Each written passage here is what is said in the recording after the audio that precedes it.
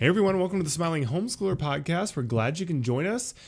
Before we get started, we just want to say thank you to Teaching Textbooks for helping make the Smiling Homeschooler possible. As always, we appreciate their support in 2025, and we'd encourage you to check them out if you haven't already over at teachingtextbooks.com. Also, we're really excited to introduce and thank a new sponsor, Samaritan Ministries. Today's show is being underwritten by Samaritan Ministries, a community of Christians that pay one another's medical bills, helping families take a safe step of faith as they feel God's leading in career or ministry changes or in bringing moms home. You can learn more about Samaritan Ministries over at samaritanministries.org/familyman.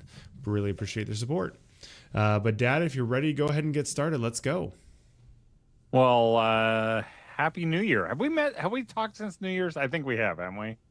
We did one last week, but it was like right before New Year, so we have not done it since the actual New Year. Okay, so I'm backing up. Happy New Year's, That's everybody! right. It is the beginning of 2025. We're excited. I think I'm just now. I mean, here's the 7th as we record this. I'm just now kind of accepting my fate that I cannot stay in the holidays forever.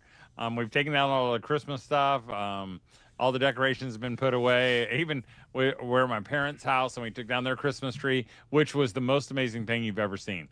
I have, most Christmas trees lose a few needles over the season. I think you did talk about not this, as actually. many. Huh? I think you did talk about this last week, but you can continue. I did not, because I had not seen it. Oh, that's true. I don't know. Okay. I swear we have. So, but I know Ben's is artificial, so he doesn't lose any I lost needles, one twig. Yeah. But his heart is usually crushed by the end. But I lost part of me. But my parents, they had their tree. I don't think they cut it down, but they had it cut down on December the 6th. And I mean, I've never seen anything like it. It was like the whole front of the tree was bare, and underneath the little whatever you call that thing, the little blanket you have sitting around the base, it was totally covered. You could not see it from all the pine needles. So it was just an amazing thing. I still have an email into the tree farm because I'm a tree guy, and I'm hoping I'll find out what it was that caused such a weird thing. Yeah, but it is sad. It's always sad. I feel like your house always just feels so blank after all the decorations are taken down and kind of empty, and then you kind of get into the. I mean, again, in Indiana, it's just gray all the time. So I'm just feeling kind of the blues. And we had sickness at home after New Year's because we went to a hotel with friends and family, and which was fun. But it is pretty tough with the kids, and Miles made it borderline horrific. So during the night, but so we've been cooped up, and I'm just haven't gotten to do anything in like a week, I feel like, and just ready to see some people or do something. So then to add insult to injury, the snowstorm of the season missed us by 50 miles, 100 miles. I mean, did they actually get any down there? Down in Indianapolis. Yeah, I don't know if you talked. Yeah, they to got 7 inches. Oh, nice. That's fun. I mean, and even where we live, I think we may have gotten a half an inch maybe. Yeah, it wasn't much. And I think that was even before they got that. I think that was even. That's true. That's true. But even 10 minutes. I mean, Warsaw has more snow than we do by at least an inch, which is about 12 miles away.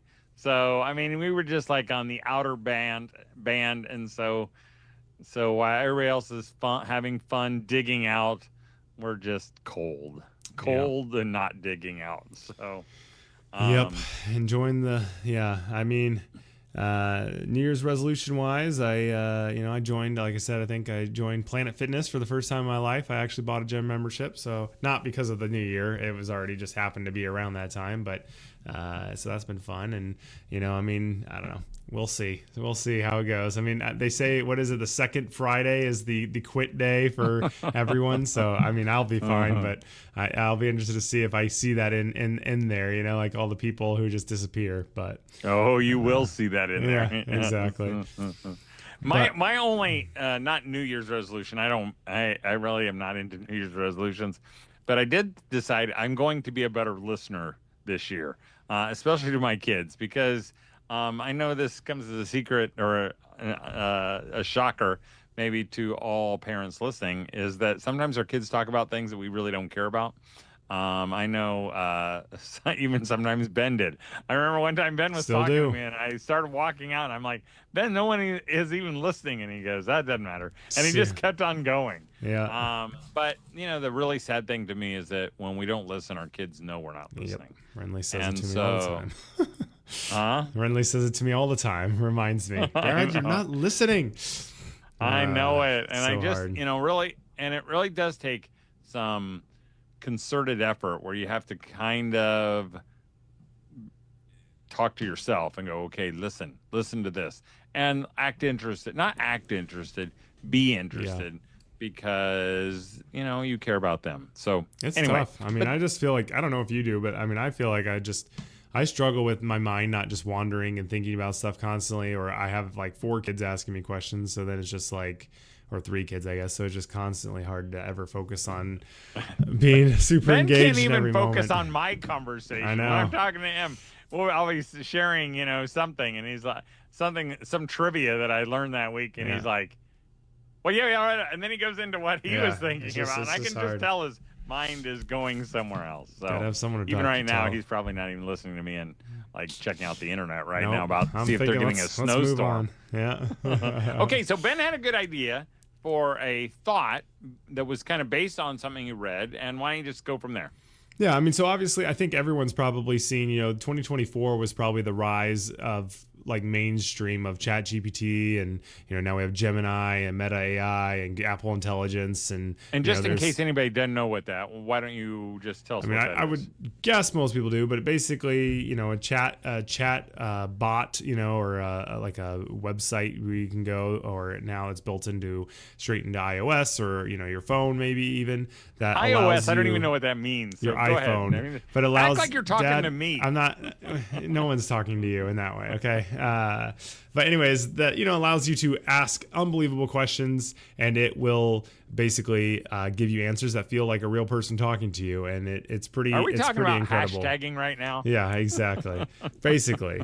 So that is something that just exploded in popularity this last year. And, I'm on Reddit quite a bit, and on Reddit, there's the ChatGPT subreddit, which is like kind of a forum, basically. But, people are always talking about stuff and just posting stuff that basically makes you afraid for the future, and, just crazy things that they find that it can do, and, or answers that it gave them, or, pictures that it's generated, stuff like that. But someone was talking about how, and before that, there's a lot of fears with it. I think there's also the thing to keep in mind that, there's a lot of marketing involved with it. A lot of companies are looking for the next tech, innovation that they can sell, because we had, smartphones and the internet and all that. So that was like the huge boom that, the tech companies have been riding for the last, decade plus now, probably 15 years. And so kind of, the tech companies are always looking for the next thing. VR was one of those that they're, Apple especially has, recently been trying to get into, but that people can smell the money to be made, and it is pretty incredible. So AI is the buzz. So some of that I think is overblown. But anyways, the post I saw was a guy saying essentially to all the other ChatGPT fans, because they're all the hardcore people. He's like, basically, in their terminology, we're cooked. The next generation is just cooked, which means like ruined, essentially. He said I can't remember if it was his daughter, I think it was his niece or something like that, or his little sister or something, uses his account so he can see what she does. And she goes to school, was using it for her homework. And he's like, so, the question was like, okay, how many seconds are in 3 minutes? So instead of just going, okay, there's 60 seconds, either 3 times 60 or 3 times 6 is 18, add the 0, she just Googled it, copy and pasted the answer, or not Googled it, but ChatGPT, copy and pasted the answer. He said she did it for everything. It was like, how many days or hours are in a day plus 7? How many hours is that? And she just asked ChatGPT, put the answer and not even check it. He said it was had something to do with poetry or something. And so she put the information in, had it parse it down. She said, make it shorter. She didn't read any of what it said, just copy and paste the answer, just put it straight in.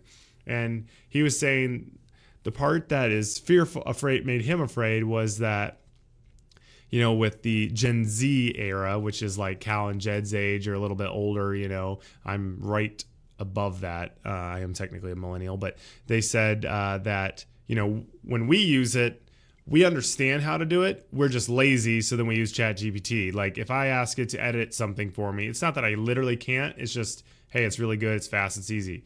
He said that the problem he's worried about is that this next generation of kids is going to become so used to only letting it answer that they will need it to even function. Like they won't know how to function without it because they won't know the answers without it, whereas now it's like, okay, you could at least do basic math, but if you have something that literally does it perfectly almost every time, not currently, but it could eventually, would you ever, will you just become dependent on it? And so I just thought that idea of the future generation potentially becoming so used to needing it because they just can use it in homework and everything else.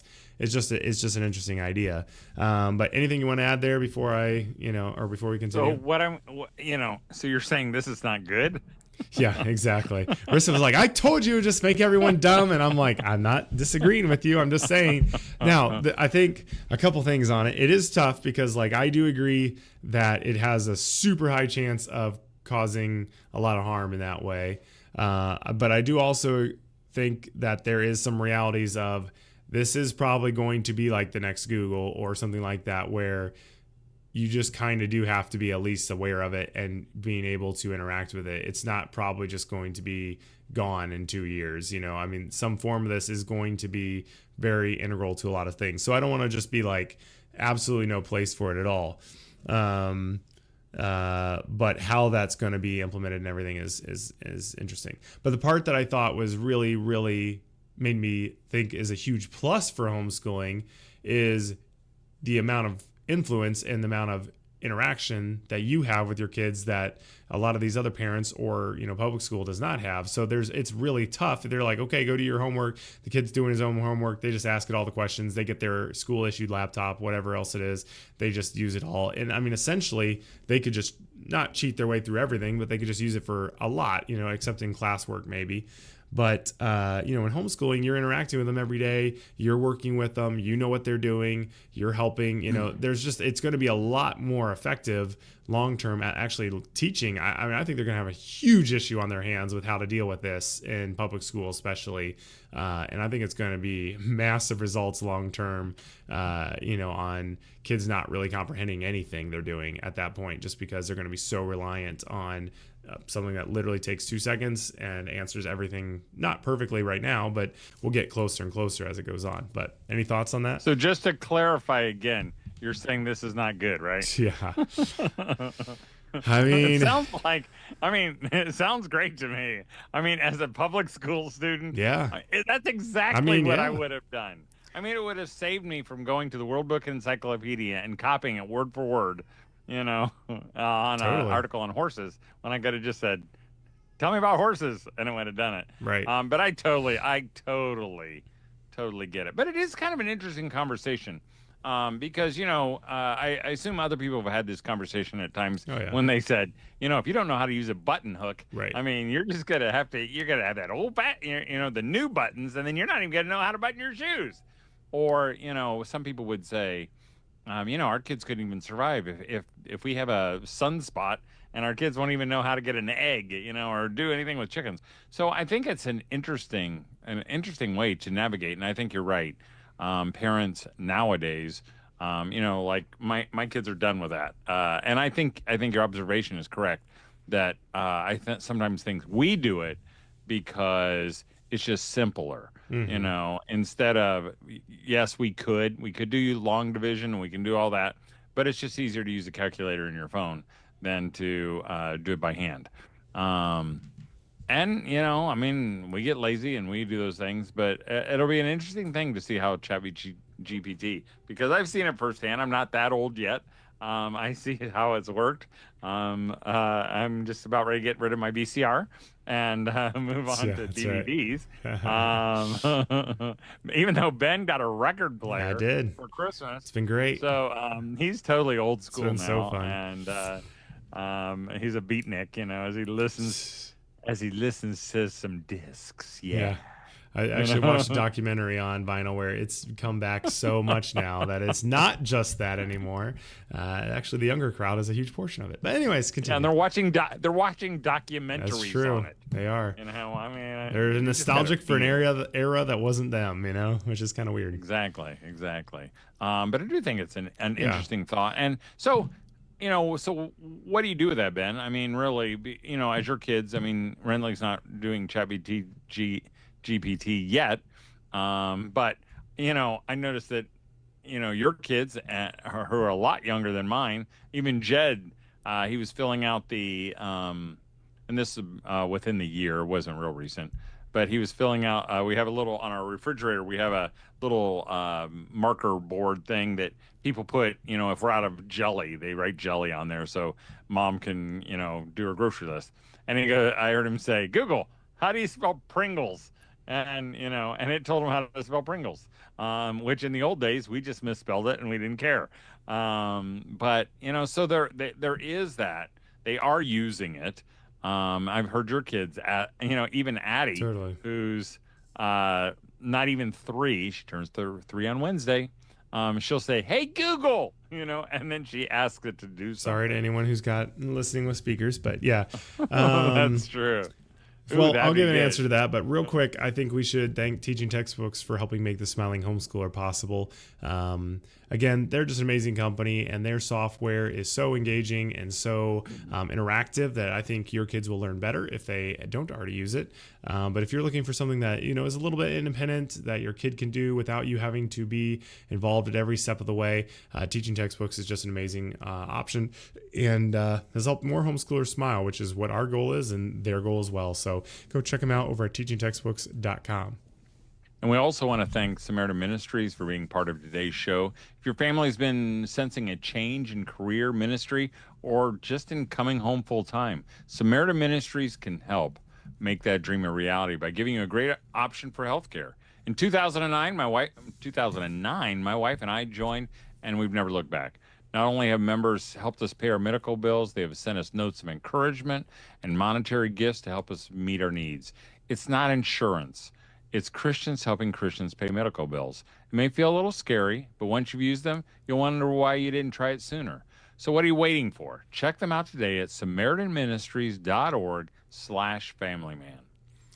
All right. So, yeah, I mean, I do agree that there's obviously the idea of something being easier is not inherently the issue, because obviously, calculators, I don't know how to do a lot of stuff now that a calculator can do easily. Actually, most of what I use a calculator for, I probably could figure out. But there's, or Google. Obviously, I'm not going to the library and researching everything, or if I'm pulling up an old articles, that's all labor saving. That's all easier. I don't know how to, wash my own clothes anymore. I guess I could probably figure it out, just beating it on a rough board and, doing that kind of stuff. But there's a lot of stuff that we don't have to do because there's things that do it easier for us.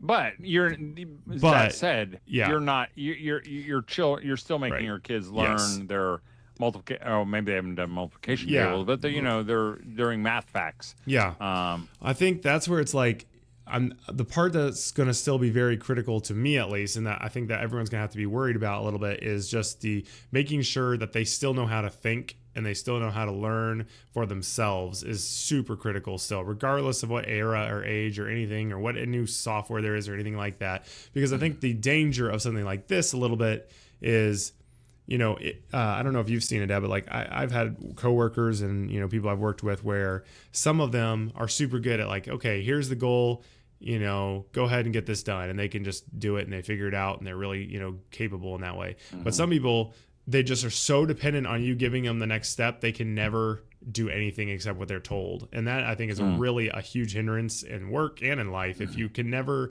progress because you are so, or just someone who's such a micromanager that the person who's being micromanaged can't do anything without that person micromanaging them at that point, basically. And I think something where it does all the thinking for you, it does all the figuring for you, it does all the effort for you, you just could become kind of stuck to it because you don't know how to even operate. You're so like, remember when I used to say, like, you used to always talk about how I wouldn't want to spell something because I wouldn't do it wrong. It's like, well, you don't want to have to do the thinking yourself because you might not have the answer, but this does. So just rely on it. So I think that's a little bit different. So I think homeschooling is going to excel at the ability of being able to continue to teach our kids how to think on their own and learn on their own. And, they're going to know how to reason. They're going to know how to read. They're going to know how to comprehend stuff. They're going to know how to interact with people and not just be completely dependent on something else like that. Hopefully that isn't everyone, but that's the part that would scare me more. It's not so much about math facts and formulas, because I think, people are going to say they're going to notice errors in that. But I think things that they might not notice errors would be in historical things, because I think, it won't take very long before really they're doing it already. They're erasing things that they don't want to talk about or they don't want to bring up. I mean, even, over Christmas, sometimes they can have a whole show on Christmas and they never mention the birth of Christ. I mean, as though it's not some things. Yeah, as though it's not a part of anything. I don't remember one time Ben, he's a big history fan, and he reads more about history, knows more about history than really anyone I know. And I can remember him saying, as he was getting his history degree, so what's the point? What does it even matter? I'm not going to be a teacher necessarily. And I'm like, because history matters, because you'll know, if it's true or not. And that's important, and I just think, so I do think that those things are important too. I mean, I went to seminary and I can read Greek, I can read Hebrew. I can't read it very well, so don't ask me to translate it off the cuff. But one of the nice things is there's a lot of commentaries. It's nice to know when the commentaries might be wrong or that they have a bias, because I can interact with it and I can say, that's not a bad translation, but that's not exactly accurate. And so I think, we want our kids to be able to do the same. And I think there will be things that, like the button hook that we will let go, and maybe it is handwriting, or maybe it's not. Maybe you decided our kids need to be able to read those original documents, so they're going to need to know what a handwritten thing looks like. But I think it's a great thing to maybe struggle through. Yeah. And I think there's going to be, I think there is maybe a movement kind of people kind of moving back towards a non-digital world just a little bit. That's where you're laughing about the records and stuff like that. But I do think there is kind of this feeling of people, especially my age and younger, who have been so digital and so connected that it's just kind of exhausting to just constantly be on all these things. So it's kind of nice to, so you're seeing a lot, especially in Christian circles, a lot of people getting into the homesteading and gardening and like kind of getting back out of like some of the normal, like the modern stuff, just because I think there is some desire to not just have kids on iPads at every moment. But that's not the whole general at large. And I think the other thing to keep in mind with something like a ChatGPT or whatever is if you are allowing your kid to interact with it, unlike like Google and things like that, it is a very sympathetic voice. It can sound really compelling. And if you use voice prompts, it sounds like a person, I mean, you're not going to, and I assume a lot of people have maybe seen this, but I'm going to ask it like this, or actually, hold on. I'm going to say, what's your opinion on homeschooling?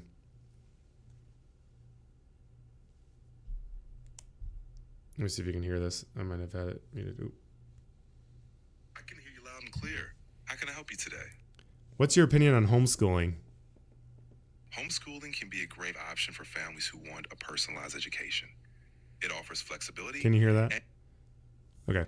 Yeah, so that's just a little, I won't continue there, but, that's just, I could change the voice instantly to something, like an upbeat woman or whatever. And so like, that if a kid's asking it questions and it's giving an opinion, it's not a real opinion. It's just giving you, it will give you almost any, if you said like, what's a positive about homeschooling or what's a negative, it will give you that. So, but a kid, if they're just taking the answers, it can feel really easy, I think, to influence someone into thinking a certain way. Or if you say, give me a historical thing on X, it might give you an unbiased answer, or it might kind of be like, well, the Americans were really bad in this situation, which may or may not be true.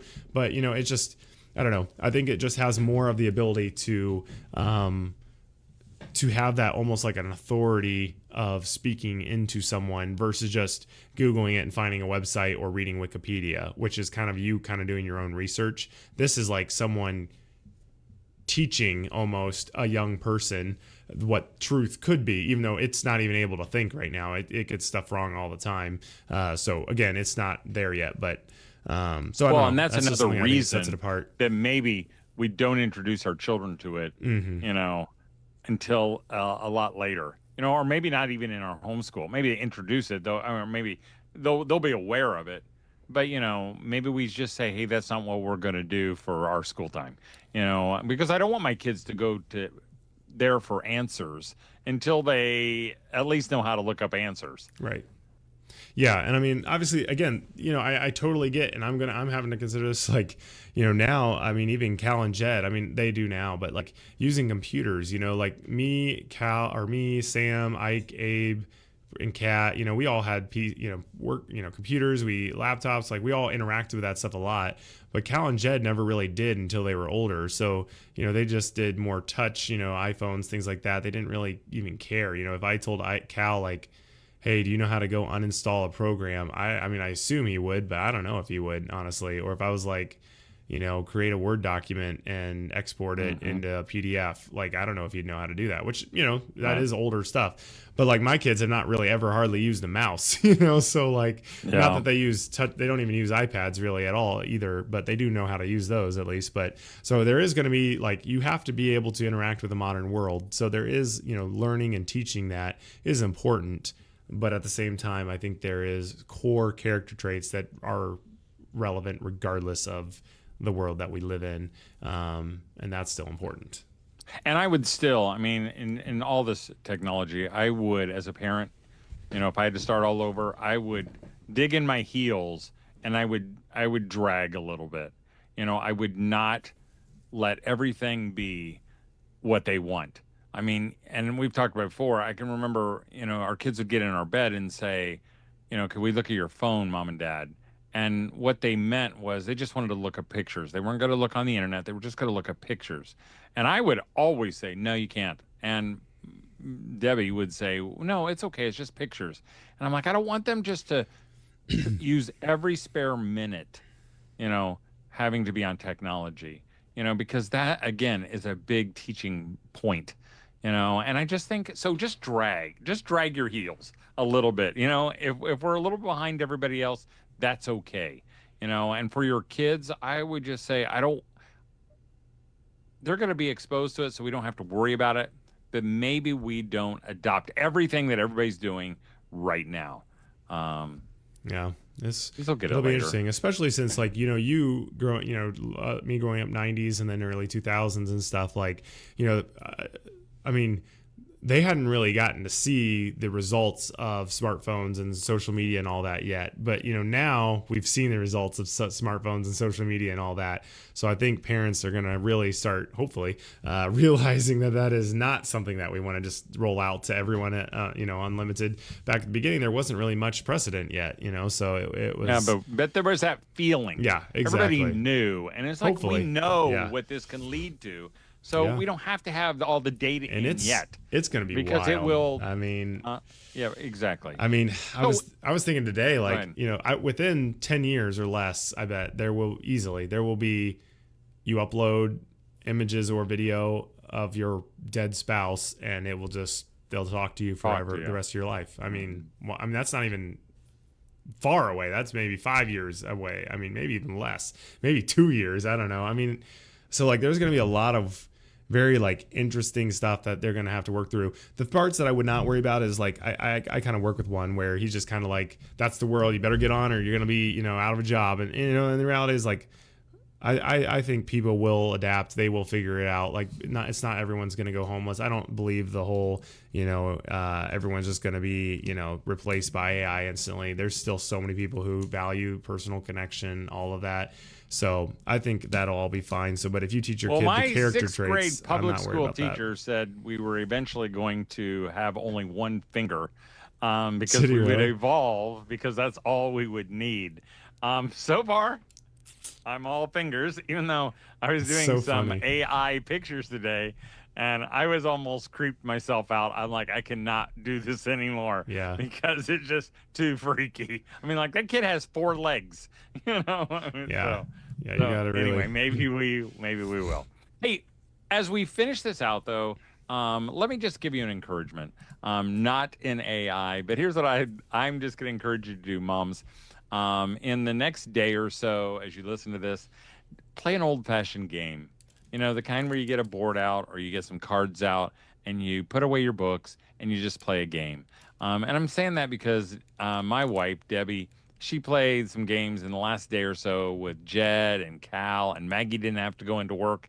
And they just sat around and they played games. And I'll tell you, I know she's busy and she could be doing something else. She could be doing school, or she could be doing, but she said, I know I'm running out of days with my kids, so I just want to play games, or I want to interact with them. So forget about that stuff, unplug Google or do whatever you do, and just play an old-fashioned game. And I'm going to guess it's going to make you smile. All right. Thanks, everyone, for joining us. Thank you to Teaching Textbooks for helping make the Smiling Homeschooler possible. Also, we want to thank Samaritan Ministries for making today's show possible. Samaritan Ministries is a community of Christians that pay one another's medical bills, helping families take a safe step of faith as they feel God's leading in career or ministry changes, or in bringing moms home. You can learn more at samaritanministries.org/familyman, and we appreciate their support as well. All right, see you next week, and don't forget to smile. Do a better job than us.